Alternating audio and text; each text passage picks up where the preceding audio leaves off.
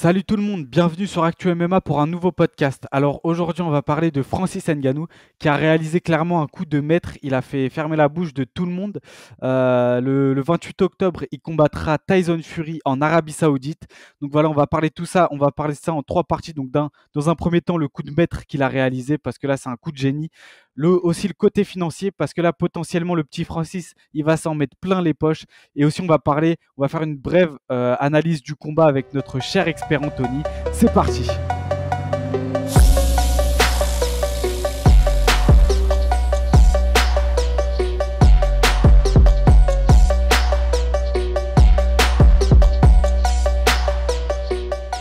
Bon, donc on le rappelle, Francis Ngannou qui n'a pas combattu depuis janvier 2022 lorsqu'il a défendu son titre pour la première fois face à Cyril Gane à l'UFC.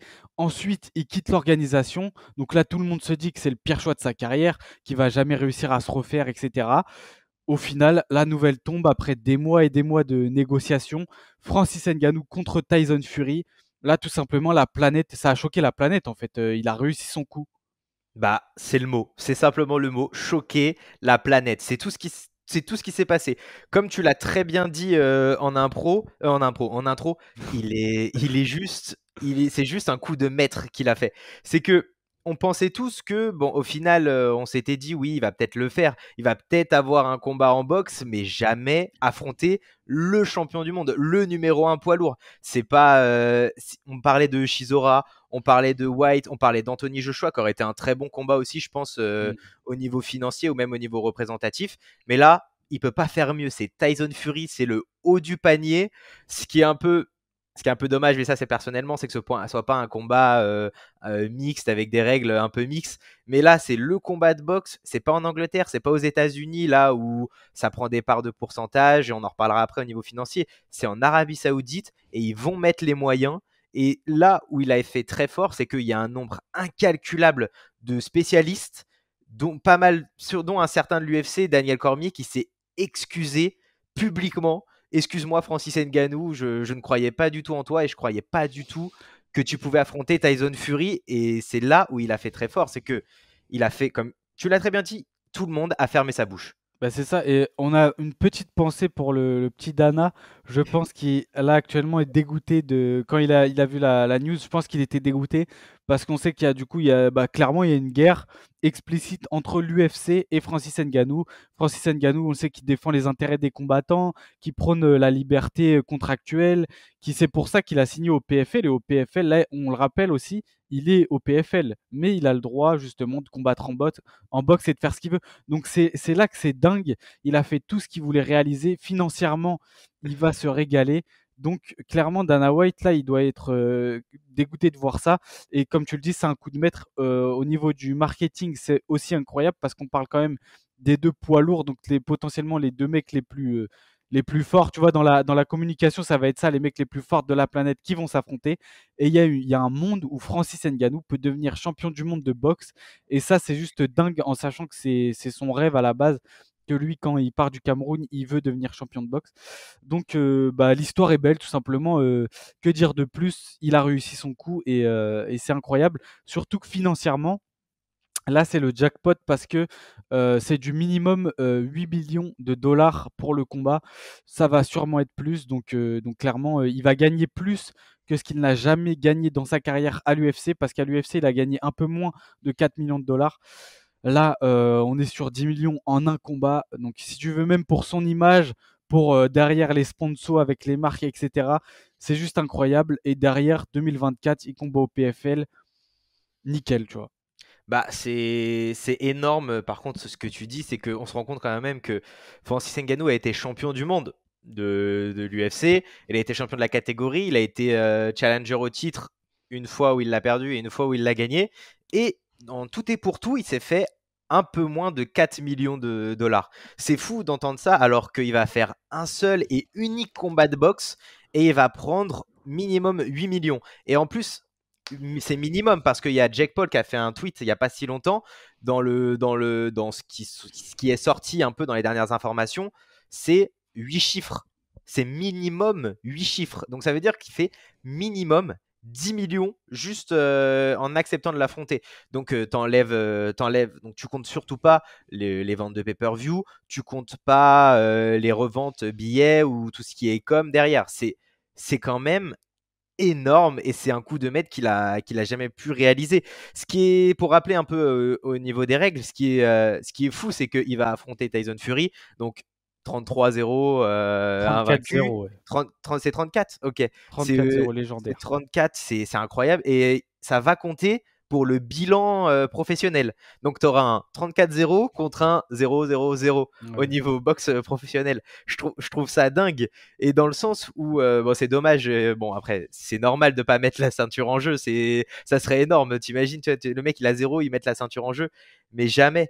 Mais pour revenir au niveau financier, je trouve que le fait de faire ça, comme tu l'as répété en Arabie Saoudite, ça, ça rajoute un peu plus au standing qu'est Francis Ngannou ou que sera le combat Francis Ngannou-Tyson Fury. Ils auraient pu le faire, je pense qu'ils auraient pu facilement le faire à Manchester, en Angleterre tout simplement. Ils auraient pu le faire aussi aux États-Unis, mais ils ont vraiment choisi Arabie Saoudite, le pays qui ramène enfin, qui fait Plus plus parler en d'argent. ce moment, ouais, le plus d'argent, qui fait plus parler de lui en ce moment au niveau du sport, avec le foot, avec la F1, avec la boxe qui avait commencé dès 2021 avec la revanche Joshua Ruiz. C'est juste tout simplement dingue. Et puis la première chose qui va sourire, c'est le compte en banque de Francis Ngannou.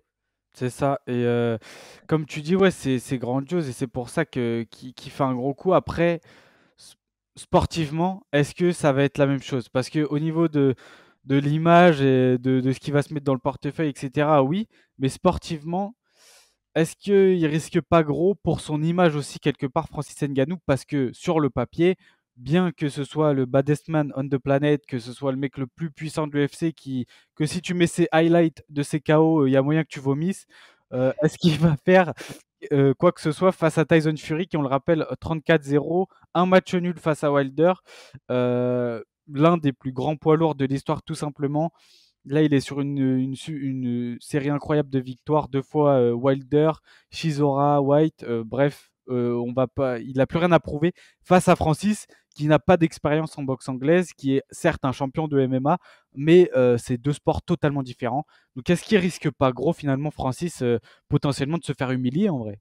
Bah ouais, bah je pense que tu as complètement raison. C'était le même risque que Conor McGregor contre Floyd Mayweather il y a quelques années. Et pour juste revenir au niveau financier, McGregor, c'est 100 millions d'euros qu'il gagne contre Floyd Mayweather. C'est autre chose. C'est autre chose quand tu vois la différence. Ouais, La di- d'image et de voilà, popularité. c'est exactement ça, la différence d'image et popularité. On voit quand même que c'est pas la même effervescence. Tu vois, Mm. McGregor, Ngannou, Fury, Mayweather, mais bref. Mais niveau sportivement, McGregor, il avait bien fait. Genre, je crois, il a pris un TKO au 10e round. Ouais. Et là, le problème, c'est que Tyson Fury l'a clairement dit sur son compte. Ils vont pas chercher à se fuir en fait. C'est la seule victoire possible, c'est le chaos. Et tu l'as très bien dit, c'est pas l'unique, c'est pas l'unique fin du combat, mais l'unique issue, l'une des seules issues, c'est que Tyson Fury danse tout le combat et qu'il assomme Francis Ngannou tout simplement. Bah, en fait, il a des avantages physiques. Déjà, on l'a vu dans la catégorie. Il se sert très bien. Déjà, il fait 2,6 m. Il est hyper lourd. Il se sert très bien de ce gabarit énorme. Et donc, face à Francis, il a l'expérience, l'avantage physique, l'avantage technique. Qu'est-ce que tu veux de plus, en fait? Donc, Ngannou, il a le lucky punch. Et ça, c'est déjà un très bon moyen pour remporter la victoire. Mais est-ce qu'il va pouvoir le placer face à Fury, qui aussi a montré un mental de fou, un menton de fou face à Wilder?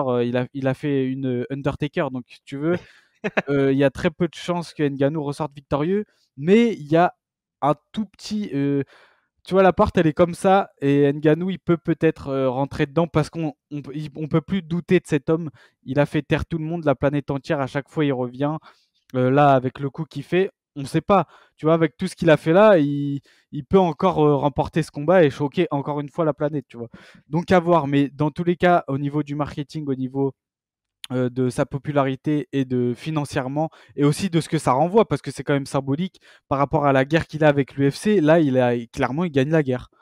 Pour moi, Et il est en train de gagner la guerre parce que il a fait tout ce qu'il voulait faire. Donc, bah, ça veut dire que potentiellement il peut gagner 2 guerres, celle contre l'UFC et celle contre Tyson Fury en exact. plus. Après, je suis d'accord avec toi dans le sens où il a gagné la guerre avec l'UFC. À partir du moment où tu as un combat contre Tyson Fury en Arabie Saoudite, tu as gagné la guerre avec l'UFC. Dana White, il peut plus rien dire. Il peut même faire tous les events qu'il veut, répondre à toutes les annonces que tu fais. C'est banger. Ce combat-là, c'est banger. Tous les fans de sport de combat, boxe, MMA, ils vont le suivre. J'espère que ça va faire des ventes de pay-per-view énormes. Francis le mériterait énormément. Mais c'est vrai que enfin pas la seule issue, l'une des issues les plus probables, Bien c'est sûr. que j'ai énormément peur du mismatch, du fait que Tyson Fury, si Tyson Fury prend sérieusement Francis Ngannou, il n'y a pas de match.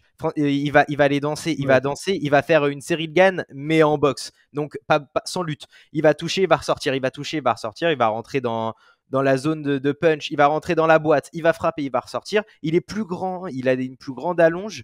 Et même si, avec un peu de chance, Ngannou, il arrive à le cadrer contre le coin, un coin, c'est pas une cage. Il pourra pas aller le contrôler. Il va sortir très très facilement Tyson Fury. Et c'est là où j'ai peur que ce combat, au final, se termine par un mismatch de Ngannou qui n'a rien pu faire face à juste une trop grande technique. Déjà que Tyson Fury fait danser tous les poids lourds de la division en enlevant Usyk et Joshua et Wilder parce que ça reste de très grands noms. Il a fait danser tout le monde. Mais pourquoi il ferait pas danser Ngannou qui a juste aucune expérience? Je vois la seule issue probable pour Francis Ngannou, c'est de se faire assommer. En tout cas, c'est simplement ce que je pense. Mais je suis d'accord avec toi, il y a toujours le lucky punch, même si les gants sont plus gros. Exactement, mais en tout cas, comme tu dis, tous les fans de sport de combat du monde entier et même qui ne sont pas fans, je pense, vont être intéressés par ce combat. En tout cas, tous les fans auront les yeux rivés sur ce combat. Forcément, c'est hyper intriguant et c'est un combat que tous les médias vont suivre de près ou enfin de près, parce que c'est pas de loin, de près, parce que Non, c'est incroyable.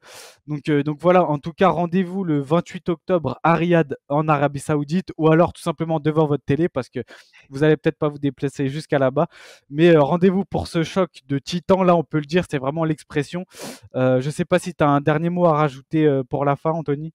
non, franchement, je pense qu'il devrait utiliser ce mot-là pour présenter le combat. Tu sais, la boxe, ils aiment bien toujours mettre un titre à leurs événements. C'est pas Ouais, UFC 292 là, c'est là le choc des titans. Ça rappelle le film.